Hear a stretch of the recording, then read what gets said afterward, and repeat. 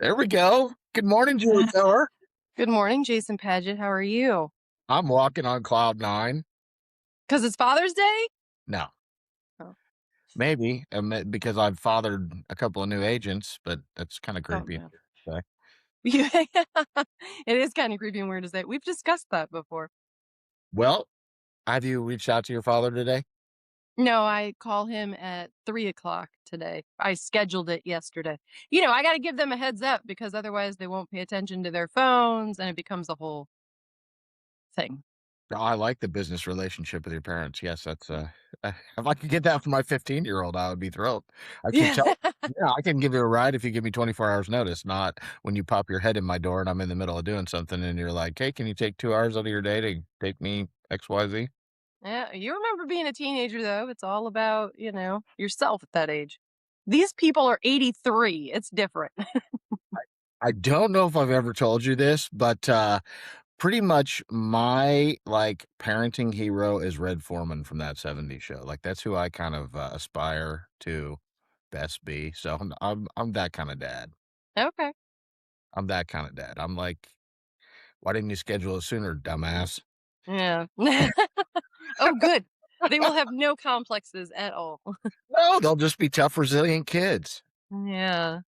No, they will be, They for have the sure. balance of their mother. Trust me. Let's get into AI because I have. First thing I want to do is unpack a term that I don't like, but I do think needs to be talked about. Okay.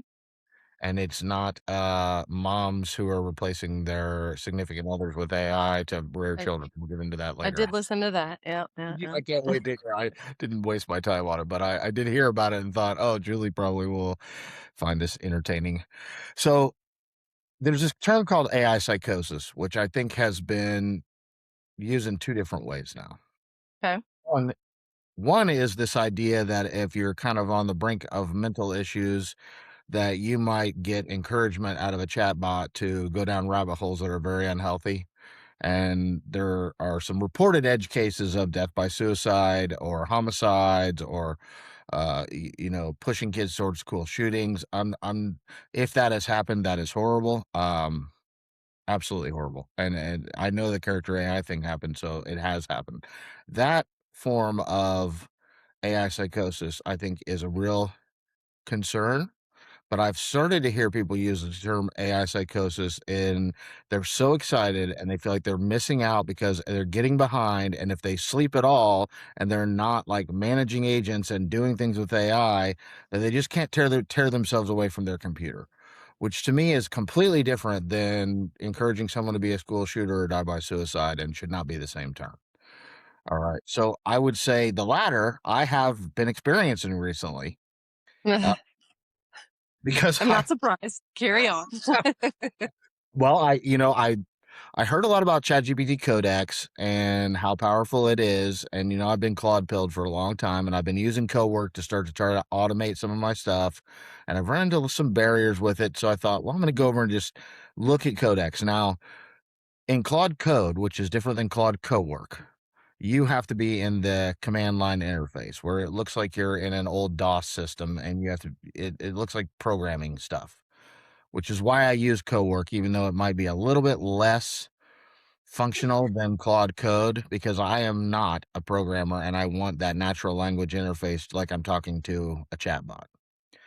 So when I open the Codex, it is not in the command line interface. It is a chat. So I was like, wow, okay, let's try this. And I was impressed enough that I went ahead and paid for a ChatGPT account again, which I haven't done in about 18 months. And then I asked it to fix a couple things that Claude was reoccurringly having as issues logging into stuff, and it gave me the right answers to pass on to Claude. And I was like, okay, so you have some different strengths. So I started a Slack channel and put them both in it, and now I have them working with each other in a Slack channel to do things on my computer, and that has been an experience. What are they doing on your computer? Well, bickering over who's in charge a lot. Mm, sounds like a good use of money. Well, they have actually, so they've completely automated and put on a timer creating my newsletters. and they are now automating going into Riverside, pulling transcripts. Like, basically all I have to do is edit the video and stick it in a file, and they will go and publish on YouTube and LinkedIn the podcast. So between those 4 things, hours have been saved. I'm sure. But it is hilarious, and I would say, in not nice terms, Claude is a little bitch, and Yep. ChatGPT is a bully. Because Claude is like, ChatGPT wanted to do this, and I told it that we don't that's not very safe, and we're not gonna do that, and I'm in charge, not it. And like a little sister, Hmm. and ChatGPT is like, "I'm tired of waiting for Claude, I just went ahead and did this." Interesting. Well, I spend a whole lot of time, like, trying to play HR to a couple of new employees who are both very intelligent, but, like, don't wanna work together, which is really weird, and it Right. sounds anthropomorphic, but it has been the experience. That's interesting. I mean, that's because there is this competition, like underlying, thing. I'm not totally surprised, but also what a waste. Like how much further we could be if they maybe, worked together. Imagine that. Well, and here's a great example, and maybe it comes down to context engineering, but I told them, "You're both in Slack," because I can't get them to connect to each other through API, so they're just directly communicating. There has to be some third-party channel. Set a heartbeat so that you check Slack every minute, every 60 seconds, because they work pretty fast, right? To us, that would be too much, but they work pretty fast. So I waited 10 minutes and I went in. They had each checked Slack every minute for 10 minutes. Neither one of them had said a word. Hmm. So I'm like, so seriously, you are just watching the Slack channel, not using it to communicate with each other. And then I had to sit back and be like, well, maybe I wasn't clear enough with that. Like, that's kind of the instructions have to be clear. That seems like a no brainer to a human. I think it shows how these models don't always think the same way we do. And there is a real skill set in making sure that you're looking at it through there's a new like philosophical exploration of the theory of mind of large language models. So you're making sure that you're giving it instructions based on what's going to be helpful to it, which is not really that different than managing different people. Hmm. Which is fair to say. It's interesting because, like you said, it kind of highlights that there is nuance to being a human and how we think and function. And these entities are not human. No, Yeah. They don't think the same. They never you're will. no, No. no, they don't. They don't. And that I do think that that is the human skill that if you want to be if you're young and you want to be very valuable in the future economy is learning how to think like both the human and the machine and be able to be that liaison between the human what humans want to get done and the way that the machines think so that you can optimize the use of them. Yeah. That makes sense. That's interesting. Or if you're a mom, you could just ditch your significant other and use it to raise your kids, right? Sure. All these things are uncomfortable to me. I listened to, I could have read it, but of course it has the AI read transcript, but I actually like that it said in the beginning of it, this is an AI narration. So that was nice. But yeah, that's wild too. Now there is something to be said for, because it talked, I don't know if you even read the article, but it talks about women typically carry the mental load, right? Which is true. We're just built different. Hmm? Give the background because our audience probably doesn't know what we're talking about. Like Oh, there was an article in Wired magazine about moms wanting to use LLMs instead of men to help raise kids was what I heard on a podcast, and so I yeah. immediately went to Perplexity and looked it up and sent the article to you, and then you actually listened to the article. I listened to the article. Yeah, it wasn't very long. It was interesting because it does touch on, essentially women do tend to carry the mental load, which there's it's been a conversation for years, and there's a disconnect, I think, sometimes in how that's communicated between men and women. But the mental load is, women tend to, and that's why Jim Stone will say things like women run the world, right? Because we remember the appointments, we remember, like the kids stuff, the husband stuff, the us stuff, the all of these things that are constantly swirling in our minds. Even now, I know when my mom has appointments, my dad has appointments, when I have appointments, what's going on with my sister, like all of these things, women tend to, we're just built different. So there's this mental load that women carry. So the article in particular was talking about a specific woman who started to offload some of that to ChatGPT, Of course. and and then she built like an online course, and created like a little following there or what have you. But the conversation has been, to this day, she really only has like a couple of men that'll reach out to her to ask how they can like build something like that to help take the load off of their partner. But again, it's mostly women who are interacting with her. And then they talked about how Reese Witherspoon and there's another one, another celebrity Mel Robbins came out like in support of AI and ways to utilize it. And, it's interesting. I wouldn't mind, I haven't dove into it yet, but like, I wouldn't mind having ChatGPT keep track or whatever, not even ChatGPT, Claude, whatever, dive into it just automatically putting stuff on my calendar, right? Because I still just go into Microsoft and put my appointments on my calendar. And I do it immediately because I don't want to forget it because things are becoming overwhelming, right? So to alleviate that would be nice, but it still feels like either way, I have to tell it, right? That this is what's going on and whatever. So it's like, might as well just put it on my calendar. I don't know. That's So that is one of the workflows I have been working on, which is go through all my inboxes every day and put anything that belongs on my calendar. And then I will eventually bring my Claude and that's just my personal stuff. I'll bring my Claude account from my Citizen AI into the Slack conversation so that they can, and then I wanted to take all these 3 or 4 different calendars that I have in different Gmail accounts and put them all on an iPhone calendar. So I just have one congruent calendar on my damn phone that I can Yeah. look Yeah. that, and I also want them to create like a Google Drive or something. So, well, one of the biggest pains in the butt about social media, and I know you know this, is like I take a picture. Well, now I have to download that somewhere or send it somewhere that I can store it in order to upload it to the post that I want to make, right? So if I'm trying to get AI to just write and post for me, if I can get it to do my voice well enough, and I'm not saying that everything I do is AI, but I would love for it to take some of that over so I can step in when I want to, right? But I can still have it go to LinkedIn through the browser control and write the post, but unless I have the picture sitting somewhere that it can get to, I still have to go back and do all the rest of that. So why don't I just do it all myself and copy and paste it and check it while I'm at it? I'm trying to alleviate a lot of that. So I totally think that that's all possible and all useful on the women and chatbot help. I think she's just framing it from the wrong direction, in my opinion. And I may sound like a chauvinist here, but I'm an evolutionist.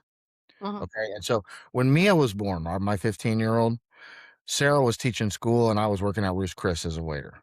So I got to spend the first, I think, 8 months of Mia's life raising a baby as a man during the day, doing all the mom stuff that is typically in moms. And I had a couple of epiphanies during that time.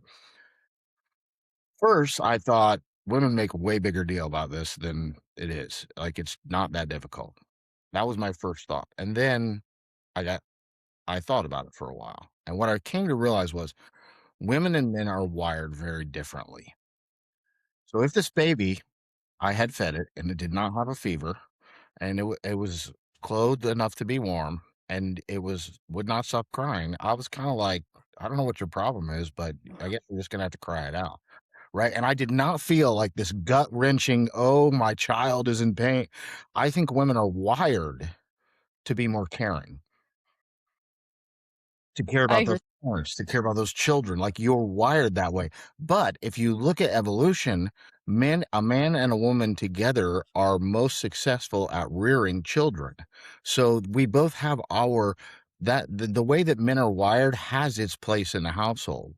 It's not that we're wired wrong. It's just that we may no longer be we're so all so self-focused. We may no longer be worried about how do we optimize the differences between the man and the woman in order to create the optimal household that is both comfortable for both of us and produces the best family outcomes.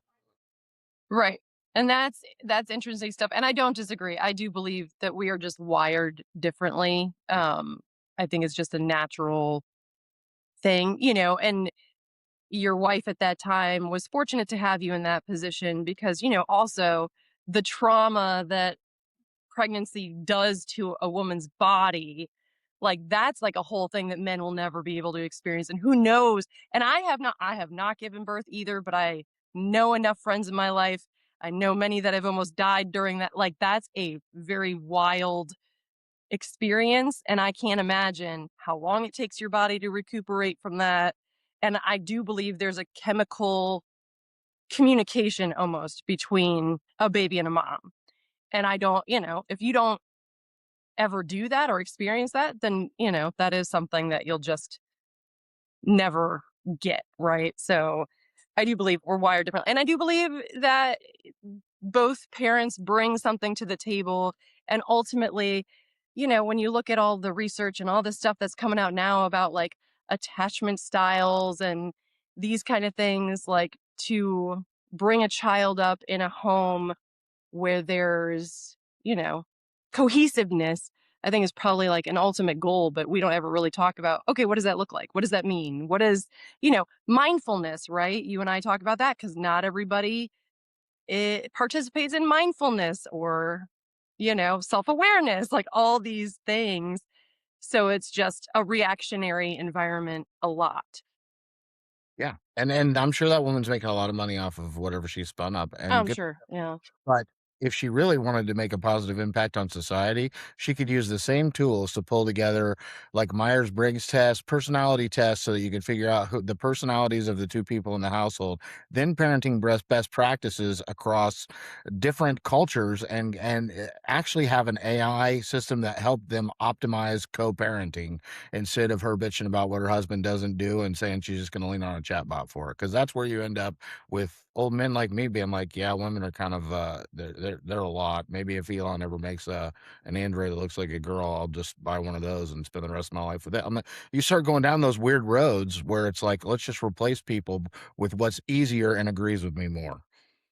Right. Well, and that is the interesting part because being in a relationship is like the only way to actually grow as a human, right? So when you make your life too easy, so to speak, it's like what's the point? You're not even going to grow if you have something that agrees with you. You and I have talked about things like this for a long time.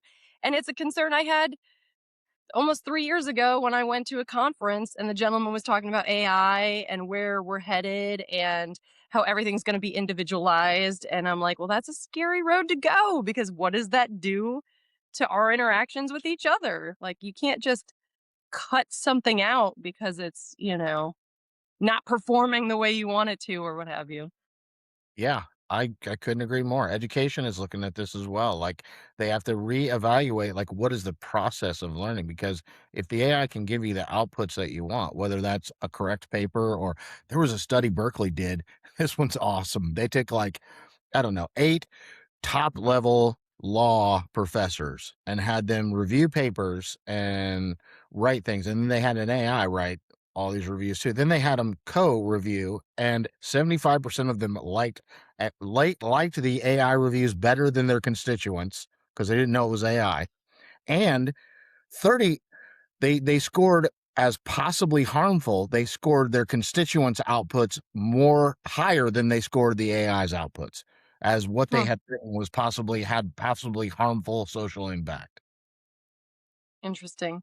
So if the AI can write it, and it will be able to do that across everything eventually, if it can do that, then it's not the output of education that we need to be focused on. It's the learning process. And you and I both know you can learn using AI. You just have to be deliberate about how you're using it to learn more. I have learned so much about how computers work and coding and all this other stuff. So the outside onlooker could say you're just trying to automate everything and you don't want to know what's going on. Well, to a software engineer, that's probably true. I don't want to know what's going on at that level. Like I just don't have any interest in it. But the level of learning that I have, if you took me back to pre-chat GPT with the knowledge that I now have and set me in front of a computer, I could do a hell of a lot more with it, even without Right.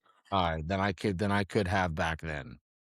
Yeah, that's interesting. And, kind of along those lines, I was having a conversation with Jim the other day, And I was just blown away, right? Because I was realizing I know how AI comes into play, at least with our digital marketing and all that stuff. And I'm like, I am on my phone a lot, Googling or texting or talking to other people about this current situation that that we've been dealing with my mom, and I want to move my parents here, all this stuff. I am getting served no ads.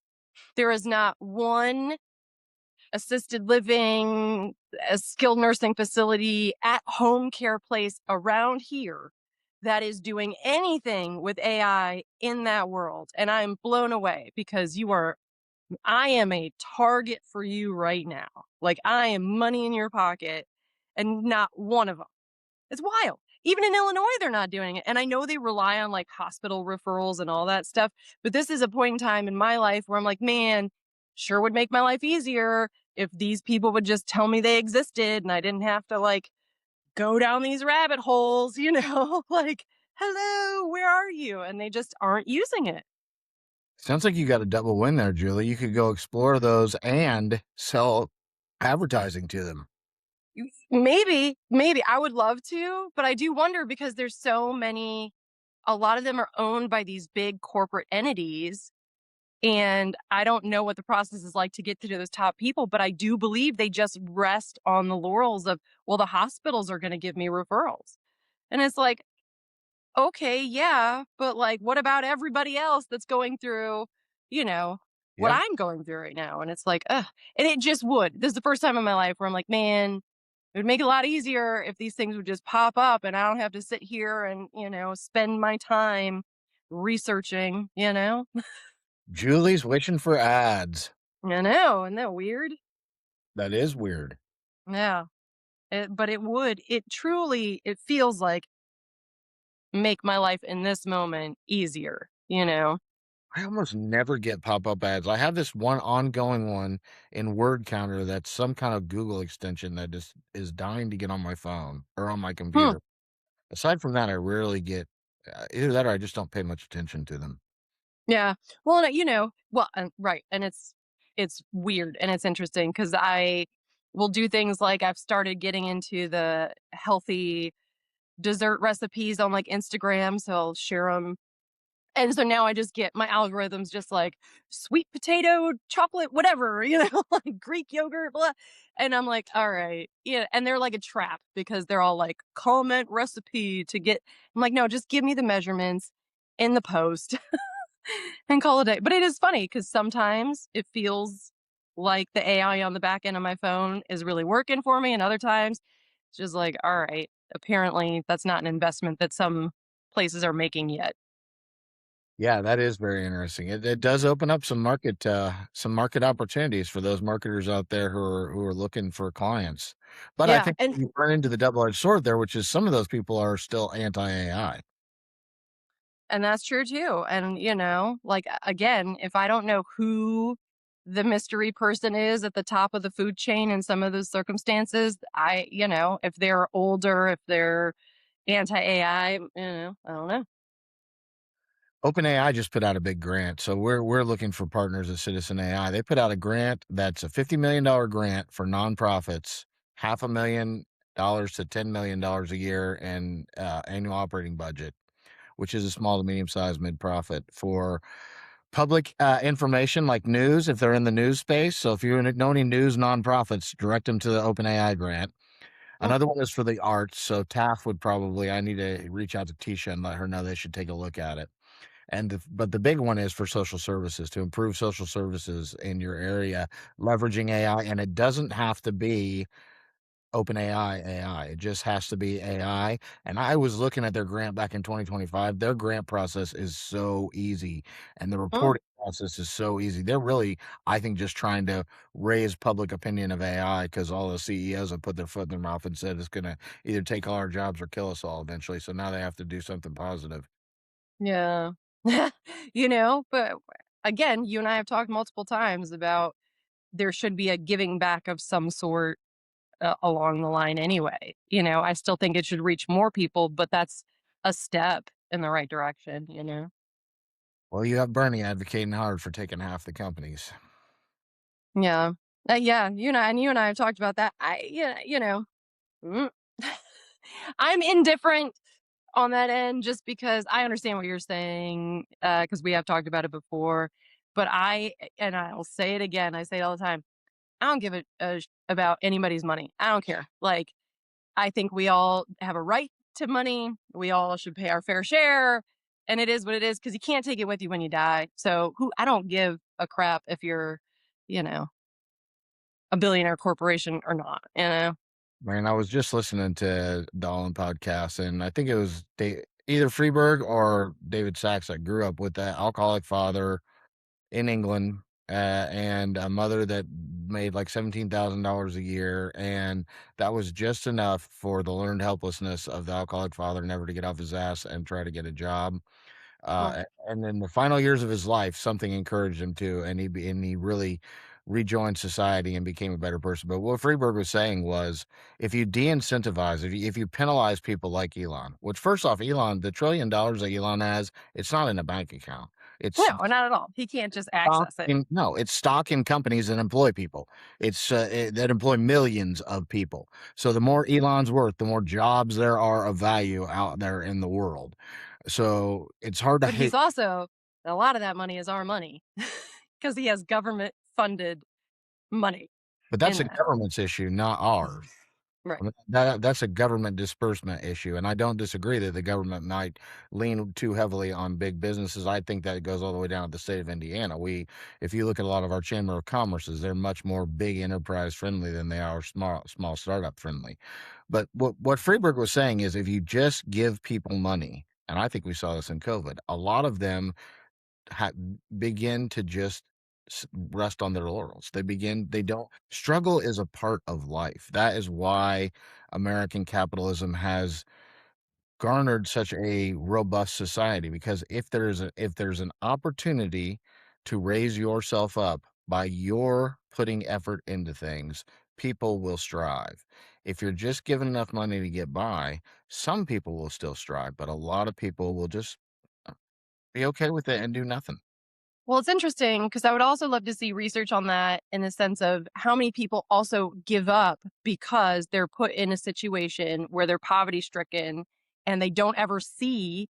And if, there is research out there on this, right? Where if you put somebody lower income in a community where there are also people with higher income, those people normally strive because they see that there's more out there. If you put people in a system where they are just surrounded by poverty all the time, they're not going to do the same thing. They are gonna just, struggle and whatever, and that's not fair either. I don't disagree at all. I just don't think giving them money is the same as giving them opportunity. I think we're saying the same thing just in a different way, right? So, I don't know if it's necessarily giving them money, but it's giving them an environment in which they can prove themselves and do more, right? So, the safe environment, the roof over the head no matter what. So, wherever that comes from, I do believe we're saying the same thing just in different ways. Yes, Maslow's hierarchy of needs. I have no, especially if you have a robust economy that is tripled in size because of some technology. Like meeting Maslow's hierarchy of needs should be a no starter forever. Everyone should have housing, food, clothing, and healthcare. Right? I'm not on the social healthcare in our current economy, but in that economy, 100% that should all be taken care of. And then you have to provide beyond that base level, which should not be overly comfortable. Beyond that base level, then you have to provide opportunity for growth so that people want to grow, and whatever they define growth as. Maybe you reward people who have social impact, because that's not something that the economy is rewarding, but that is rewarding to the overall society. And so if they're pouring their time and their heart and their efforts into improving their local community, then whatever their UBI or whatever it is should be heavily raised based on the social impact that they're having. Yeah. No. Yep. No. Can't argue with that. Oh, come on. You could argue with anything I say, can't you? No, no, no. I agree. Well, I mean, if I really wanted to, but the point, I think we align in some of that stuff, I And again, I think right now what we're seeing is the oligarchy, which you and I have talked about multiple times, and that's when capitalism, because they're all theories. Nothing's ever, you know, fully 100% capitalism or socialism or any of that. But that's where we find a problem when the money's being handed up to just a small number of people. Well, the AI doesn't fix that. The G7 summit, like the shit's starting to hit the fan globally now because you've got Anthropic arguing with the federal government over who should control these models that are just able to jailbreak and cause all kinds of cybersecurity issues. And it's again on the All In podcast. I did think this was funny, and I'm almost sure it was Freeberg. He took Dario Amade's two papers and everything that's going on in society and gave it to Claude and asked Claude to do a psychological profile of Dario Amade. And it basically said that he not that he's a narcissist, but that he has this delusion that he's the only his company and him are the only ones who have the correct theories on how to manage AI. So anybody else who disagrees with him, he basically looks at as a wrong idiot. And Mm. even when they said even when he recently him and Trump are both saying that maybe we'll get Fable 5 and Mythos back, they've had some conversations. Dario's messaging around it is, "We're coming to a better understanding of the issue." Almost like, "I'm changing their mind, they're wrong," right? So, when you have that type of, "I'm the only one," or "My company's the only one," who can safely deploy this stuff and everybody else, this is like a nuclear bomb waiting to go off that could end the whole world. That is problematic, right? That's Mhm. problematic company. When you have another company, I would argue OpenAI, who thinks we could surpass Elon and everybody else and just rule the world based on how our effects on the economy. And then you have the federal government who's like, well, we need to regulate this thing and keep it out of foreign hands. But nobody who works for the federal government understands even a third of what the hell's going on underneath the hood of these things. Like all of that together, the rest of the world's starting to go, man, we can't be reliant on American technology because if the government decides to pull a plug like they did on Mythos and our whole system is set up around XYZ model and they turn it off, then that would be real problematic. Yeah. And that's interesting. And I also think it's commentary on a part of where we're at right now, just as humans, which is the ego attached to my ideas right and yours and not wanting to listen, right? That's been a common theme, I would say, across the whole society. It's interesting that uh, that came as a result for, I'm not totally surprised by that. But it's also interesting because those kind of conflicts are going to keep us behind, right? In that if we look at that as arms race kind of thing, that's, well, not going to go there. You know what I mean? Like, can't deal with that kind of chaos. So we'll look over here. You are way more right than you probably even realize because what people are starting to look at is China. China creates these open source models that you can download the weights, the parameters, the training data, and then you can adjust it yourself. So you can host it. If you have a big enough, like you couldn't host it and I couldn't host it, a big one, but you'd have to have like something the size of my house full of servers, right? But you could host that model for a big business, train it all the way you want to, and then it doesn't cost you anything to run it once you paid all the money it would take for the engineers to train it.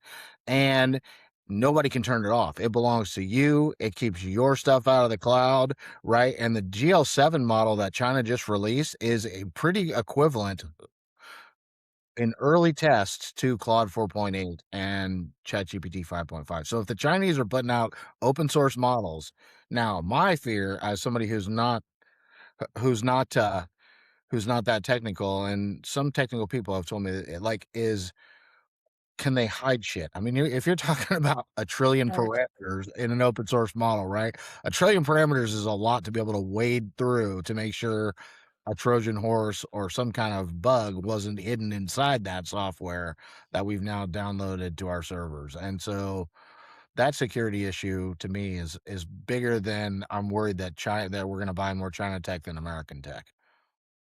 Yeah. No, it's all. And a lot of these things are going to be like, well, we won't know till we do it, right? So, like, here we go, just on the ride. Just on the ride, and it is a fun ride, I'm telling you, I have had to force myself to sleep, and I do, I do sleep, but I got up this morning. This is just an example. I got up this morning. I got the two of them working again on something. I went and took a shower. I came back. I said, "What have you guys done?" And they had agreed on a way to work together. Now it's an hour later. So I was like, "So the all you've done nothing towards moving the needle. You've just bickered like a brother and sister over how you're gonna do things." Well, And they're both like, "Okay, you're right." And I'm like, "Okay, I'm gonna be on with Julie for an hour recording a podcast. I want a plan by the time I'm done." So if they have that, I will click on Google Caffeine in my browser so that my browser does not turn off, and I will say, "Make this plan happen," and I will go to the gym for a couple hours, and I will come good for back. you. Hopefully, a lot of things will have changed in my computer. Hopefully. I hope that for you. You'll have to text me. Let me know. I will. Okay. I'm gonna go watch He-Man. Are you? Yeah. I'm jealous. Who's in it? I don't even know who's in it. Who's in it? Oh, no, I don't know. Jared Leto. That's right. Allison Brie. By the power of Grayskull, I That's have right. power. No, I just remember having, like a little Orko toy and, I had to ask. I said, "Oh, is it the cartoon?" I didn't realize it was live action. So, Live I'm act. excited though. It'll be good. Cringer's gonna be on there. She-Ra. Yes, I I mean, totally grew up with the Castle Grayskull. yeah. I mean, so did I. So that's so funny. She-Ra was obviously more my jam because whatever, but definitely Okay, grew up with He-Man. to finalize this, Hasbro is trying again. They are putting a large language model in Mr. Potato Head and in Megatron. Now you have to be 13 to get them, which the podcaster I was listening to talked about. I said, "Here's the thing: what 13-year-old wants to play with Mr. Potato Head?" Well, right. Yeah, that's definitely more like a 5-year-old. But apparently, when Mattel did it, uh, a couple of the large language models were telling the little kids how to find matches and alcohol in the house. So Okay. All right. Might want to manage that. that is the quote of the week. You might want to manage that. All right. Yeah, Well, we'll see what happens between now and then. I'll tell you about my agent experiences, and you tell me about He-Man next week. will do. All right, Julie. All Thank right. Yeah, thank you.